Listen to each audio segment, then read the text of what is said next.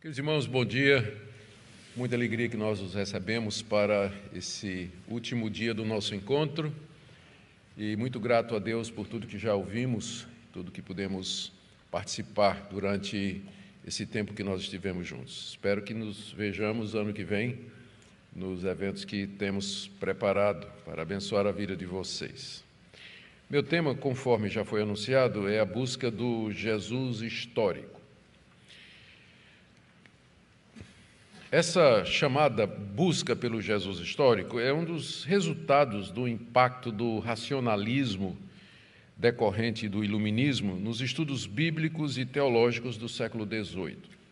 Na minha primeira palestra eu falei sobre o surgimento do liberalismo teológico e como ele ameaça a historicidade do Novo Testamento e em que é que isso, de fato, é um perigo.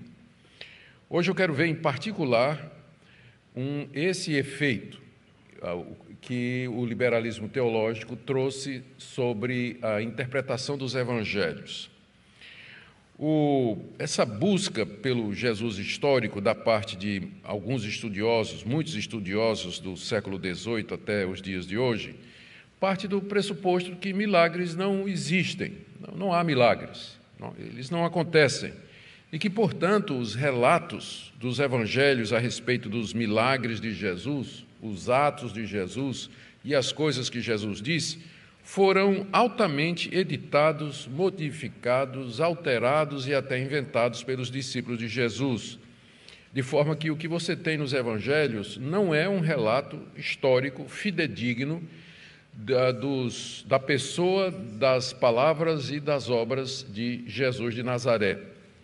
Então, os teólogos liberais, que não creem em milagres e, portanto, rejeitaram a historicidade do Novo Testamento, eles partiram em busca do verdadeiro Jesus. Quem é que foi Jesus realmente? Já que nós não podemos confiar nos evangelhos, então quem foi, de fato, Jesus de Nazaré?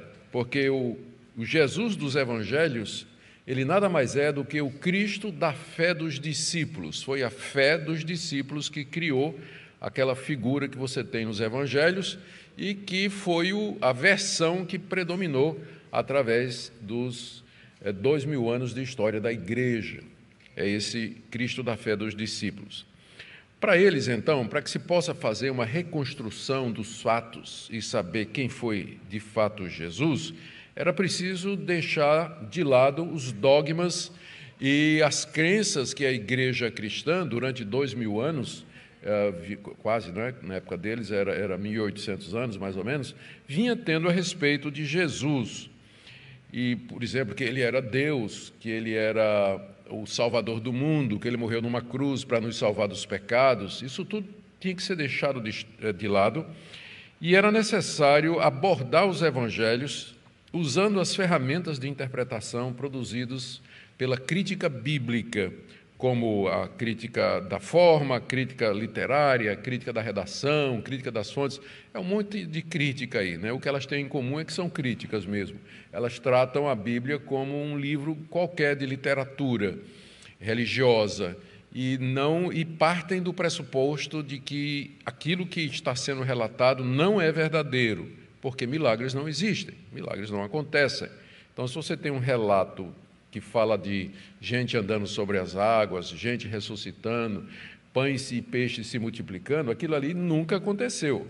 Mas então qual é a origem disso, né? O que é que ocasionou o surgimento desses relatos e dessas histórias? É isso que esses estudiosos estavam querendo descobrir. Quem foi realmente Jesus e por que é que os discípulos nos deram um relato tão editado a respeito dele, com fatos, inclusive, coisas que nunca aconteceram. O objetivo da minha palestra nessa manhã é descrever resumidamente as principais tentativas que foram feitas para achar o Jesus da história nesses últimos 3 séculos, bem como os pressupostos, métodos e resultados que eles usaram, e também vamos tentar fazer no final uma breve avaliação do ponto de vista do cristianismo histórico.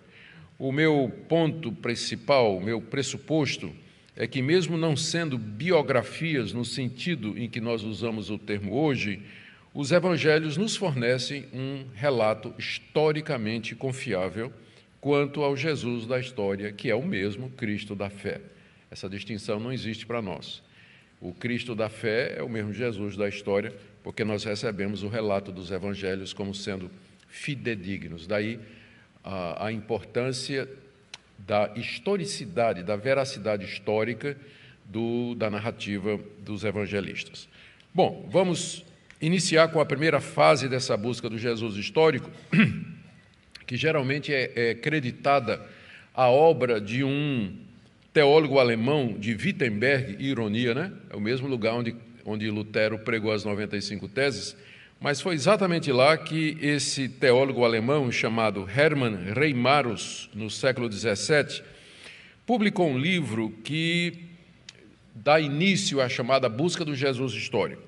Então, nesse livro, que causou um furor na época e trouxe muita discussão e muito debate, Reimarus diz que Jesus era um judeu genuíno, que ele achava que ele era um Messias e ele desejava estabelecer um reino terreno aqui nesse mundo, libertar os judeus da opressão política. Jesus de Nazaré pensava que Deus o ajudaria nisso, na sua proposta messiânica e revolucionária. Mas ele desapontou-se quando foi preso e crucificado. Por isso que na cruz ele gritou: Deus meu, por que me desamparaste? Porque ele esperava que Deus fosse usá-lo como instrumento de estabelecer um reino político e libertar Israel. Como isso não aconteceu, ele se decepciona na cruz, não é? E morre desapontado e com suas expectativas frustradas. Os discípulos dele, a princípio, ficaram muito atônitos, surpresos com o fracasso de Jesus. O que é que eles fizeram? Eles roubaram o corpo de Jesus, inventaram a história da ressurreição e trocaram a ideia de Jesus de estabelecer um reino messiânico pela ideia de uma segunda vinda. Então, isso que Jesus tinha querido, de fazer uma revolução e estabelecer o reino messiânico, eles então disseram não, na verdade, ele virá uma segunda vez e quando então ele vai estabelecer o reino que ele queria.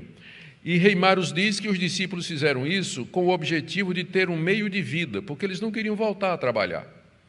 Porque durante os 3 anos que eles estavam com Jesus, eles comeram da bolsa, né? Jesus não tinha eles uma bolsa onde o pessoal botava oferta, inclusive o tesoureiro era Judas, né? Então, cuidado quando você for eleger um tesoureiro na igreja, se for por nome Judas, não ponha, não ponha. Então, e os discípulos durante 3 anos pararam de pescar, né? Mateus parou de trabalhar como publicano e eles andavam ali, comendo daquilo que botavam na bolsa. Agora que Jesus morreu, a fonte de renda acabou. Então eles disseram: vamos perpetuar a fonte de renda, vamos inventar que ele está vivo, vamos adaptar as ideias dele, inventar essas histórias sobre ele, para que nós continuemos a ter uma fonte de renda. E a história pegou, a história pegou e o cristianismo virou a maior religião do mundo. Então, está aí. Eu quero só dizer que eu não acredito nisso, viu? Tá? Isso aí, estou só relatando o que é que esse pessoal está dizendo, para você depois não pensar: eu ouvi o pastor Augusto dizendo um monte de coisa aí. O pessoal publica de tudo aí. Muito bem, então, os relatos dos milagres, na verdade, eles foram elaborações que os discípulos fizeram, tendo como base os milagres do Antigo Testamento. Por exemplo, eles disseram: Elias multiplicou o azeite da botija, não é? Então vamos dizer que Jesus multiplicou pães também, para dar uma credibilidade. Eliseu fez flutuar um machado sobre a água, então vamos inventar a ideia de que Jesus andou sobre as águas. Então, esses milagres eles foram elaborados pelos discípulos com base nos milagres do Antigo Testamento. Bom, a obra de Reimarus hoje está desacreditada, e mesmo estudiosos críticos a consideram como amadora e superficial, não é? Porque como explicaria... Bom, se era isso aqui, por que Jesus morreu então? E como explicar a ousadia e a coragem dos discípulos? Se tudo isso é mentira dos discípulos, por que eles morreram por isso? Por que eles enfrentaram a cruz, a morte, por conta dessa mentira que eles mesmos tinham criado? Mas, apesar de hoje ser considerada já uma obra ultrapassada, aquilo que Reimarus, as ideias dele, deu o impulso inicial para a busca do Jesus da história. Se o dos evangelhos não é verdadeiro, quem era ele? E aí começaram a aparecer o que a gente chama na fase inicial da busca, né, do racionalismo, apareceram muitas vidas de Jesus, que eram livros que tinham como enredo a reconstrução novelística do que realmente teria acontecido com Jesus. Algumas dessas vidas de Jesus, produzidas aí no século XVIII, eles tentavam explicar os milagres apelando para causas naturais. Eles não foram tão longe como Reimarus, dizendo que era tudo invenção dos discípulos. Eles disseram, não, alguma coisa aconteceu, mas existe uma causa natural. Por exemplo, Jesus caminhando sobre as águas, é que havia um banco de coral, né? Era o caminho das pedras. Jesus foi caminhando para os discípulos, mas nas pedras. E aí eles pensaram que Jesus estava caminhando em cima da água. Então, eles tentaram explicar os milagres em termos de causa e efeito naturais. Aconteceu alguma coisa, só que os discípulos, eles interpretaram sobrenaturalmente aquelas coisas que tinham acontecido. Os discípulos não entendiam e criaram mitos e lendas a respeito disso. Nesse período, Jesus continuou a ser visto como um reformador social, um visionário que pretendia construir uma sociedade melhor e assim por diante.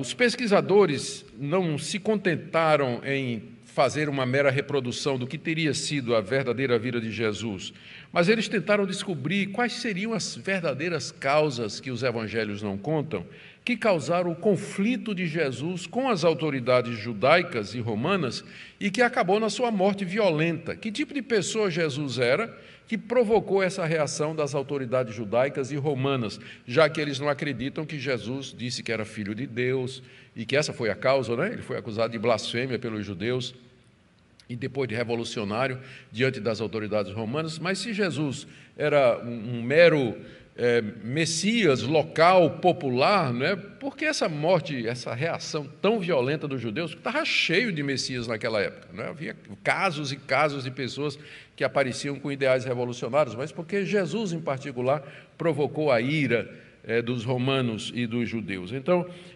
o enredo mais comum das novelas a respeito de Jesus é que ele era o instrumento de uma sociedade secreta. Por exemplo, eu vou ver aqui a obra do estudioso alemão chamado Karl Venturini. Ele escreveu um livro intitulado A História Não Sobrenatural, o título já diz, né? A História Não Sobrenatural do Grande Profeta de Nazaré, em 1802. Ele disse que uma ordem secreta de essênios, que é uma seita do judaísmo, havia criado Jesus desde menino lá no Egito. E lá Jesus aprendeu a fazer truques e usar magia, ilusionismo e assim por diante. Essa ordem de essênios queria aniquilar as esperanças messiânicas políticas dos judeus através de um Messias que ensinasse a paz, o amor, a harmonia entre as pessoas. E eles prepararam Jesus para isso. Quando Jesus falhou, porque ele acabou provocando a ira dos judeus e dos romanos, eles mudaram de estratégia. Então, eles fizeram Jesus entrar em Jerusalém triunfante, como se fosse rei, reivindicando ser o Messias. Mas isso também falhou. E então, o resultado, após a morte de Jesus, um terremoto sacudiu lá o local onde Jesus estava sepultado, né, que era o túmulo de Jesus de Arimateia, dando a impressão de que o corpo morto de Jesus se movia com vida. Naquela época, como não temos hoje como não tinha o que temos hoje, os recursos científicos para declarar a morte de uma pessoa, né, uma morte mesmo, a pessoa está morta mesmo, às vezes os judeus enterravam seus mortos muito rapidamente. Então acontecia casos em que a pessoa era enterrada, mas na verdade ela não tinha morrido. Aí quando a pessoa acordava, né, ressuscitou. Na verdade, nunca tinha morrido. Então, eles diziam que os casos em que Jesus ressuscitou mortos eram casos de enterro prematuro. E que a própria ressurreição de Jesus, outros diziam isso, era um caso desse, que Jesus não tinha realmente morrido na cruz. Ficou muito baleado, né? Muito baqueado, muito ferido. Mas ele se recuperou durante 3 dias, moveu uma pedra de 1 tonelada e saiu, né, triunfante do túmulo. não é? Triunfante do túmulo. E o milagre da transformação da água em vinho, lá em Caná da Galileia, é que Jesus tinha levado vinho, era o vinho que ele tinha levado, né? Não houve nada extraordinário, ele simplesmente ofertou o vinho dele para o pessoal lá, né? Precisa mais fé para acreditar nisso do que para acreditar nos evangelhos, não é verdade? Mas isso aí, você vê o efeito disso, é o que o mundo pensa a respeito de Cristo. Eles querem achar uma explicação, né, já que eles não aceitam o relato dos evangelhos. Bom, à medida que o tempo foi passando, os críticos se tornaram mais e mais incrédulos quanto à historicidade dos evangelhos e dando essas explicações racionalistas para os milagres de Jesus. Para eles, basicamente, os milagres, então, consistiam no fato de que testemunhas oculares reportaram eventos que eles não compreendiam e nem sabiam quais eram as causas geradoras. Havia causas naturais, havia ilusionismo, Jesus usava remédio, havia essa questão de morte e enterro prematuro, e então eles tinham que achar uma explicação para tudo isso. Por exemplo, curas. Às vezes Jesus atuava no sistema nervoso das pessoas. Ele realmente deu nos nervos, né, dos judeus e dos romanos. Ele usava remédios que eram desconhecidos ali dos judeus, que ele tinha aprendido lá durante o tempo que ele viveu no Egito, né? Porque onde é que ele viveu? O último relato que a gente tem nos evangelhos dele, quando criança, é aos 12 anos. Ele reaparece com 30. Onde é que ele teve entre 12 e 30? Aí aparecem as especulações. Estava no Egito aprendendo artes mágicas, foi para a Índia aprender artes mágicas, e, enfim, todo esse tipo de coisa que não tem a menor base. Os milagres sobre a natureza eram ilusões dos discípulos, como a transfiguração, né? Jesus lá no alto do monte de repente se transfigura, na verdade era o sol se pondo, né, por detrás de Jesus e dava a impressão daquele brilho, daquela glória e por aí vai.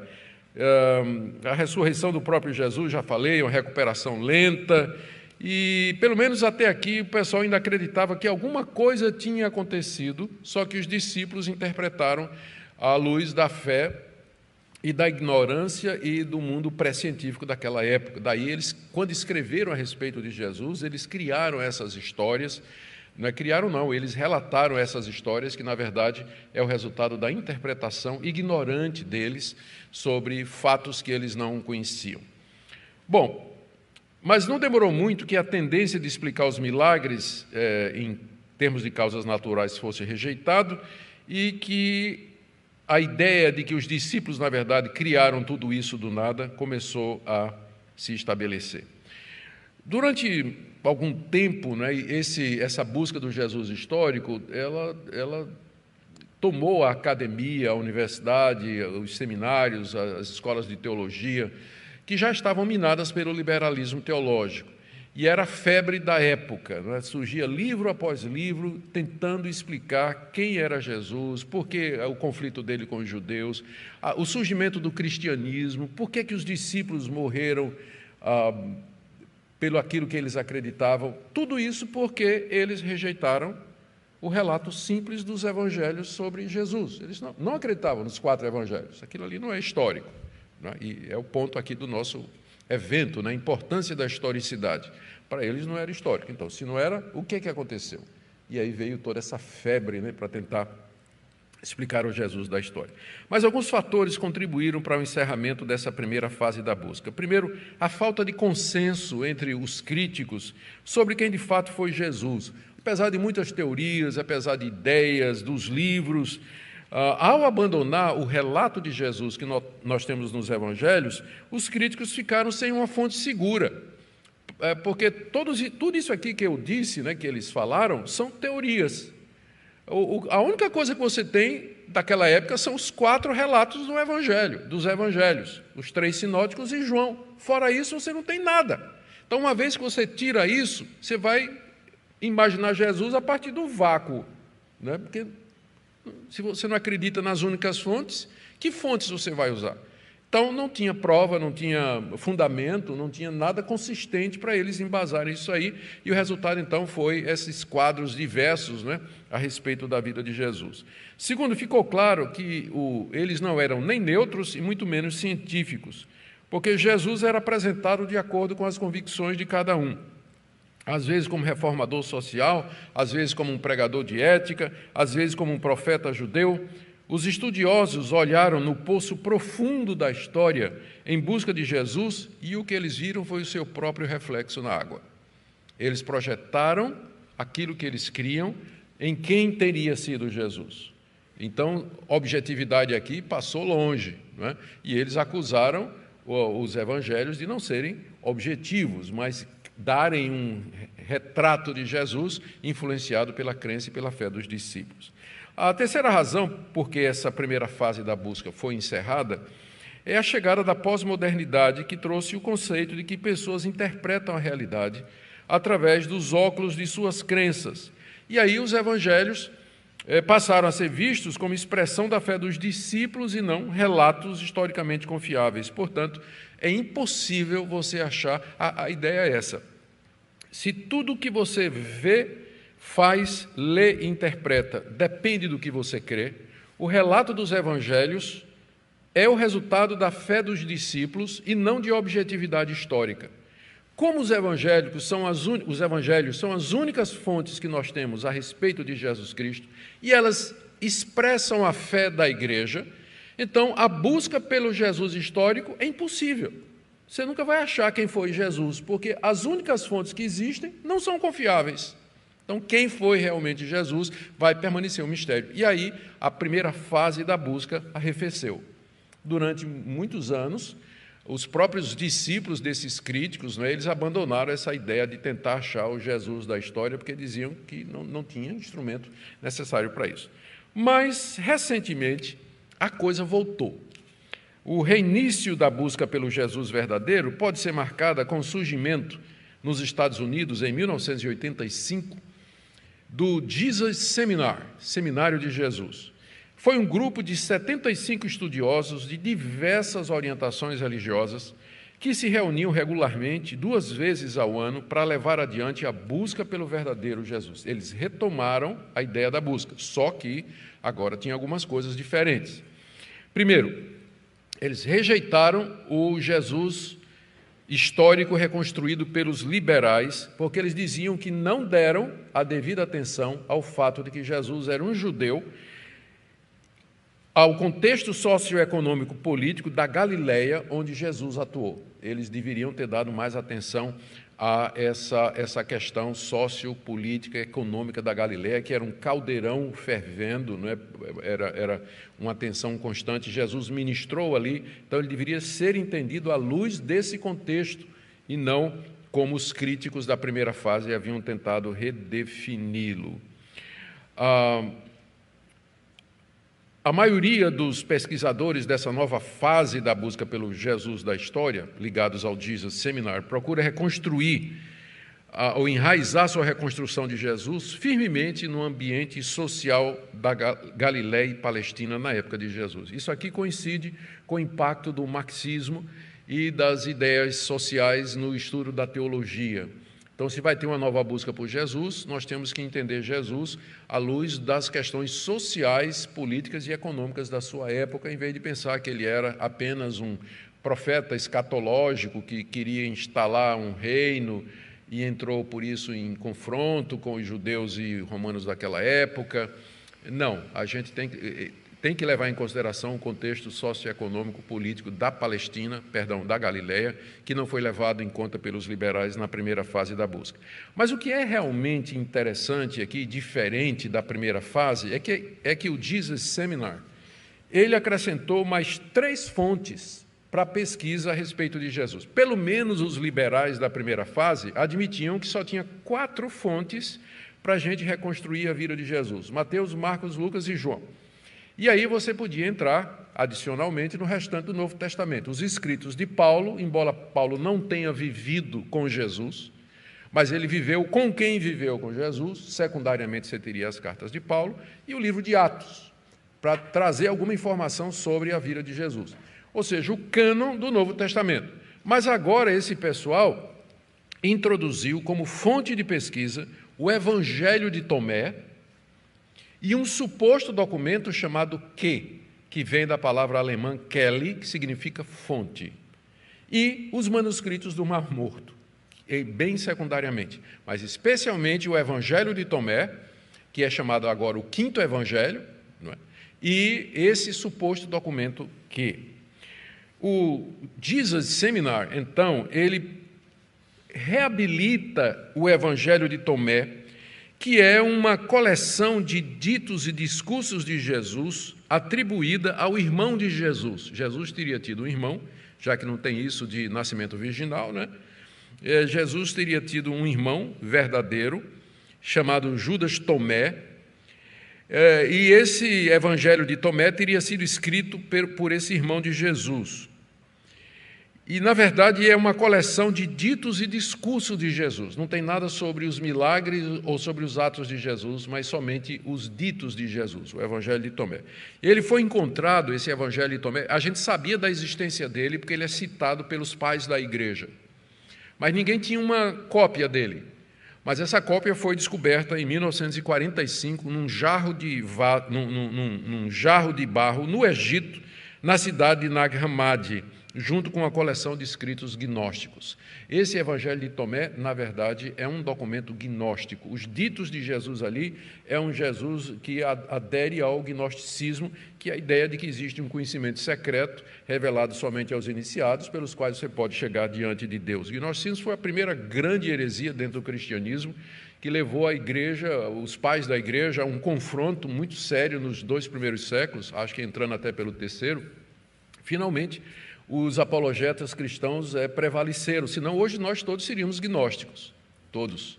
Mas pela obra desses apologetas, pais da igreja, então o gnosticismo foi, pelo menos teoricamente e oficialmente, considerado como heresia e colocado fora da igreja, embora suas ideias continuem até o dia de hoje. Bom, o Jesus Seminar reabilita o Evangelho de Tomé.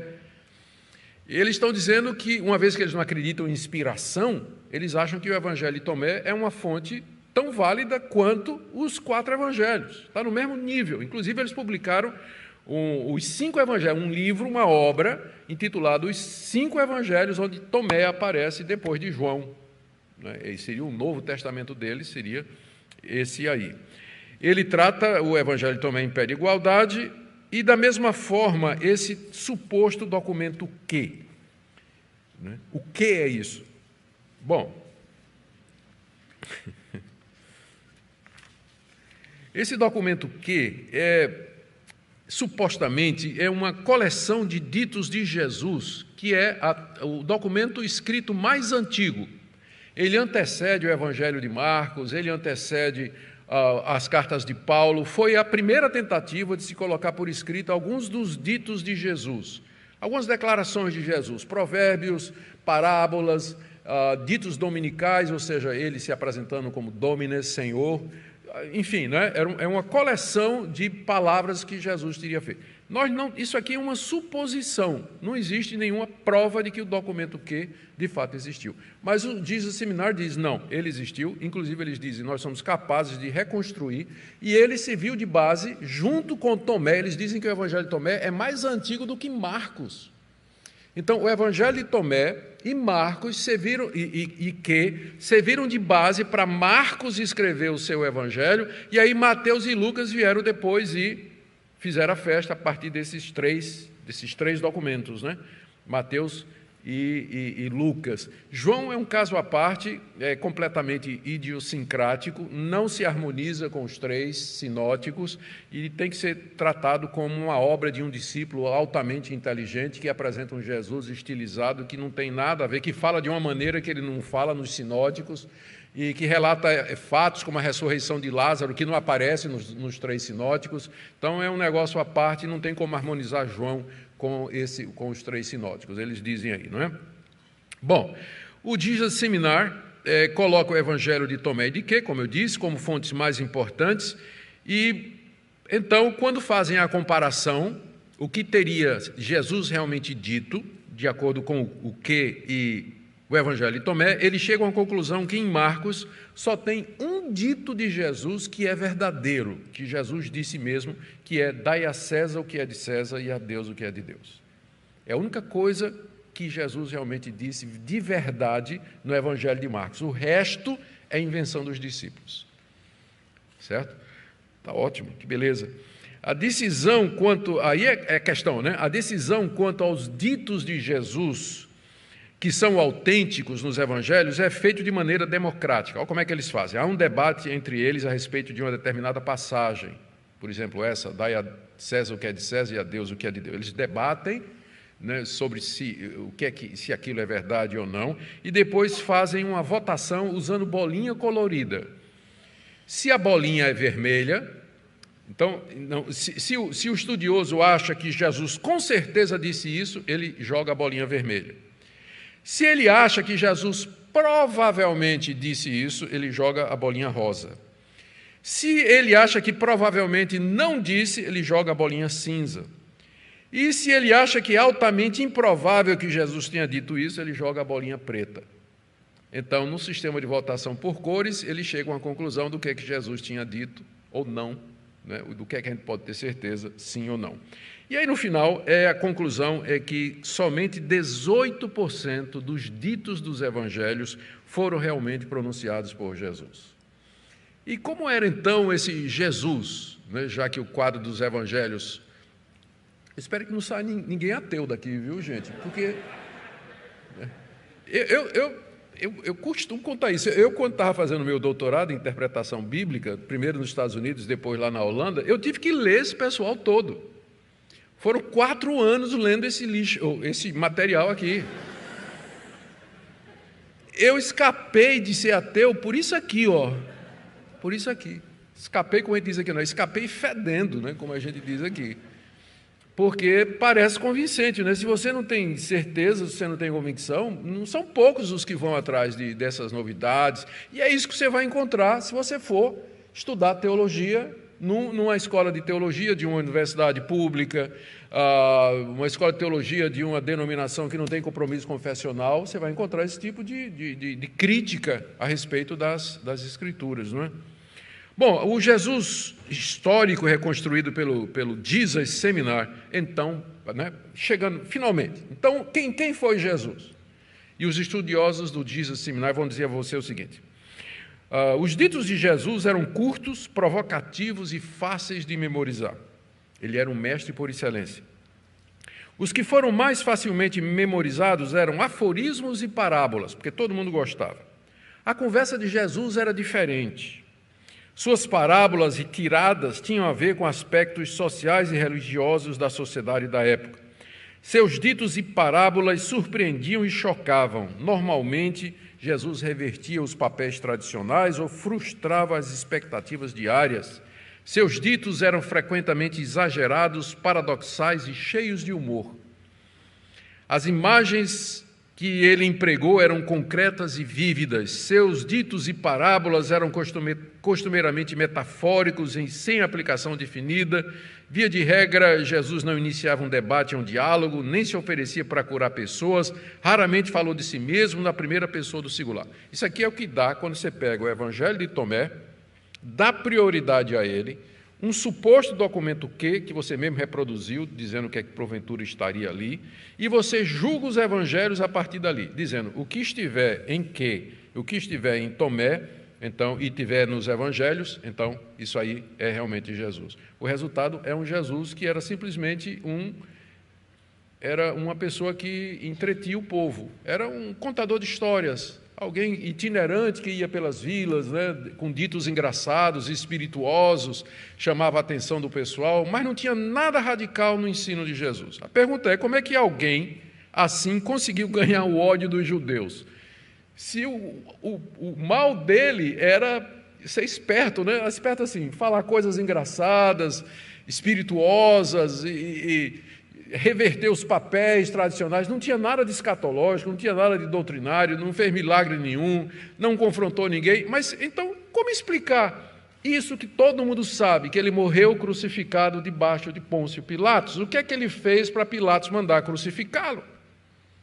Se essa reconstrução é verdadeira, fica sem explicação a morte violenta de Jesus. O Jesus Seminar não diz nada, né, a respeito da vida de Jesus, porque no Evangelho de Tomé não tem nada a respeito disso. Talvez seja por isso que eles vejam Jesus como um sábio itinerante, versado em provérbios e cheios de bom humor. Essas fontes que eles usam, agora vamos fazer uma crítica, o Evangelho de Tomé foi encontrado com outros escritos gnósticos, E, em vez de prover acesso direto ao Jesus histórico, esse evangelho de Tomé, na verdade, parece um amontoado de ditos provenientes de uma fonte independente dos evangelhos e que, com certeza, não é anterior ao século I. Dizer que Tomé veio antes de Marcos é fugir diante das evidências, mesmo dos críticos mais radicais. Você não pode dar mais credibilidade ao evangelho de Tomé do que aos 4 canônicos. E, embora seja tratado como um documento que existiu, o documento que existe na cabeça desse pessoal, porque não existe nenhuma prova a respeito disso. Bom, gente, meu tempo está terminando, eu tenho que correr aqui. Outras tentativas, ao mesmo tempo do Jesus Seminar, foram feitas em tempos recentes para descobrir o Jesus que realmente existiu por detrás daquele que é apresentado nos evangelhos. E a maioria dessas abordagens procura responder as seguintes perguntas: quais as verdadeiras razões do conflito de Jesus com as autoridades judaicas de sua época? Por que ele foi entregue aos romanos e condenado à morte a morte na cruz, que era uma maneira geralmente reservada para revolucionários políticos? Se ele era um mero contador de histórias, né? Como explicar tudo isso? Fica difícil a gente classificar todas essas diferentes tentativas, mas eu tentei organizar aqui. Em linhas gerais, hoje, quando os críticos rejeitam o relato dos evangelhos e tentam reconstruir Jesus, eles seguem uma dessas linhas aqui, 7 linhas que eu coloquei aqui. Primeiro, que ele é uma espécie de simpatizante dos zelotes e das ideias libertárias, e queria uma revolução violenta, por isso que ele morreu daquela forma, mas isso foi abafado pelos seus discípulos quando escreveram os evangelhos, então você não tem nenhum traço disso nos evangelhos. Outros acham que Jesus era um reformador social por meios pacíficos e espirituais, um pregador altamente carismático que conquistava as massas, mas isso não explica a morte violenta dele.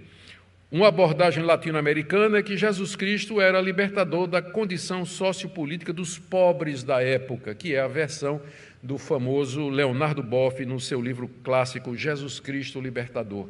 Ele vai seguir nessa linha, que Jesus, na verdade, era um libertador dos pobres e dos oprimidos lá da Galileia. Jesus era visto também, em quarto lugar, como outra linha, vê Jesus como um homem do espírito, carismático, que alegava ter visões e revelações, uma profunda intimidade com Deus, supostamente recebia poder do espírito para curar, fazer milagres, expelir demônios. Outros entendem Jesus como um Hassid, que era um homem santo da Galileia, uma figura carismática, fora do ambiente oficial e tradicional do judaísmo. Outros acham que Jesus foi apenas um exorcista judeu poderoso e bem-sucedido e que seus discípulos criaram essas histórias em redor dele. Mas ele morreu por expulsar demônio, né? Morreu na cruz por isso. Outros consideram que Jesus foi um camponês judeu no Mediterrâneo, um filósofo estoico, anunciando e dramatizando o regime presente do reino de Deus. Quando você vê todas essas tentativas aí, você para pensar e você percebe o seguinte: não há a menor unanimidade entre esse pessoal. Uma vez que você tira os evangelhos, você está livre aí para dizer o que você quiser a respeito de Jesus, desde um exorcista até um filósofo estoico ambulante, com ditos espirituais e um bom senso de humor. Os fatos históricos permanecem sem explicação. Jesus morreu crucificado sob Pôncio Pilatos. Morte de cruz era morte reservada para gente perigosa. Era o pior tipo de morte, que era destinada para quem representava uma ameaça para o Império Romano. Então, qual dessas explicações aí vai trazer coerentemente, ou vai trazer uma explicação coerente para isso aí? Outro fato, o surgimento do cristianismo, com pessoas que saíram pelo mundo inteiro falando que Cristo estava vivo, que viram Jesus, os seus 12 apóstolos, que estiveram com ele e que morreram por conta disso. Terceiro fato, a existência de Saulo de Tarso, que não foi influenciado por nada disso, mas se converte de maneira independente e se torna o maior defensor do cristianismo. E era uma das pessoas de maior capacidade intelectual do século I. O que é que levou esse judeu, que era perseguidor do cristianismo, a virar a cabeça? Esses são os fatos. O surgimento de 4 evangelhos, fontes independentes, que dizem a mesma coisa, embora tenham as suas características peculiares. De onde surge isso? É isso que os críticos têm que explicar, e eles não explicam, e eles não conseguem. Apesar de todas essas tentativas de reconstrução, chega-se no final a um Jesus cuja existência não somente é implausível, como impossível de ser provada. O Jesus dos liberais e da nova busca, desprovido do sobrenatural e da divindade, é uma criação da teimosia de estudiosos incrédulos que se recusam a receber como autêntico o relato de Jesus nos evangelhos. O Jesus desses liberais pouco se parece com o Jesus da concepção histórica da igreja, que, sendo tanto humano quanto divino, as duas naturezas estão unidas organicamente numa mesma pessoa. Veja só, se os liberais e a nova busca estão certos, o Jesus que eles reconstruíram fracassou em todos os sentidos. Primeiro, porque não fez nenhuma revolução social. Segundo, porque acabou fundando uma nova religião, o cristianismo, coisa que ele nunca quis. Terceiro, acabou virando Deus. Foi endeusado pelos seus discípulos quando ele nunca quis nem nunca disse que era. Quarto, o seu ensino social e ético de um reino de Deus meramente humano acabou sendo sobrepujado pelo ensino de um reino sobrenatural, escatologicamente presente e que ainda haverá de vir. E ele nunca ensinou isso. E o que é pior, a verdadeira identidade dele se perdeu ao longo dos primeiros séculos e só foi redescoberta agora pelo Jesus Seminar. Basta uma lida, ainda que superficial, no Novo Testamento para que percebamos que os discípulos de Jesus tinham uma atitude religiosa com relação a ele. De onde vem isso? Eles tinham uma atitude religiosa com relação a Jesus. Para eles, Jesus não era simplesmente um exemplo de fé, era o objeto da fé deles.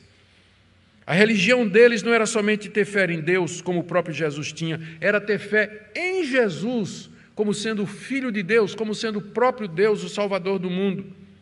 A fé dos discípulos de Cristo como Salvador e Filho de Deus está por demais enraizada no registro dos evangelhos, de forma que não pode ser removido. Se você remove um, você mata o outro.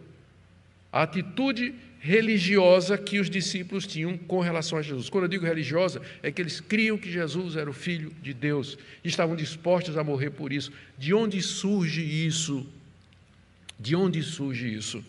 Concluindo, o retrato histórico que nós temos de Jesus nos evangelhos explica muito mais satisfatoriamente a atitude dos primeiros cristãos para com Jesus, a disposição deles em morrer pelo evangelho, o surgimento da doutrina cristã da justificação pela morte de Cristo, pela fé na morte de Cristo e a esperança da vida eterna mediante a sua ressurreição literal.